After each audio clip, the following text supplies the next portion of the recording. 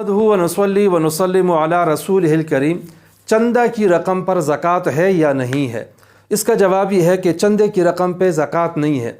वजह उसकी ये है कि ज़कात मुसलमान आक़िल बालिग़ शख्स पे वाजिब होती है, और ज़ाहिर है कि जो चंदा की रकम होती है उसका कोई शख्स मालिक नहीं होता, जो मालिक हकीकी होता है वो कोई भी नहीं होता। लिहाजा ऐसी सूरत में जो चंदे की रकम होगी उस पर ज़कात वाजिब नहीं होगी। इसकी कई सूरतें हो सकती हैं।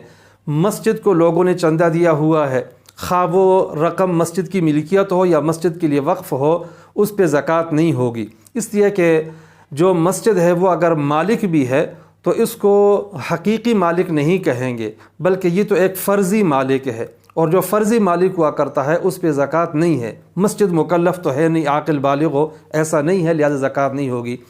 इसी तरह रकम मदरसे की को दी गई है, वक्फ़ हो या मदरसे की मिल्कियत हो, उस पर भी ज़कात नहीं है। इसी तरह बहुत सारे लोग आपस में तंजीमें बना लेते हैं, जैसे कि मैयत कमेटी होती है या आपस में तावन के लिए कमेटियाँ बना लेते हैं। इस सूरत में भी बहुत सारे लोग पैसे जमा कर लेते हैं और वो रकम जमा होती है। तो इस पे ज़कात के बारे में तफसीली ये है कि यहाँ दो सूरतें हैं। नंबर एक, जो लोग वहाँ चंदा दे रहे हैं वो चंदा अपनी मिल्कियत से निकाल कर दे रहे हैं, और ये कहा है कि आइंदा हम वापस नहीं लेंगे, बल्कि इसको आइंदा मुख्तलिफ मुसलमानों की ज़रूरियात में इस्तेमाल करना होगा।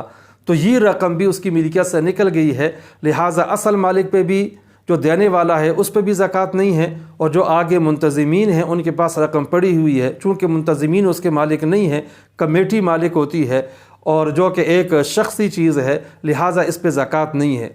दूसरी सूरत यह है कि इस तरह कमेटियों वग़ैरह में या ताउनी जो तंजीमें हैं उनको रकम तो दी हुई है, लेकिन वो रकम महफूज है और हर बंदे की रकम अलग अलग लिखी हुई है, और देने वालों का इरादा ये था कि हम आपस में इसको आपस में इस्तेमाल करेंगे, अगर इस्तेमाल ना हो सके तो सबको रकम लौटा दी जाएगी।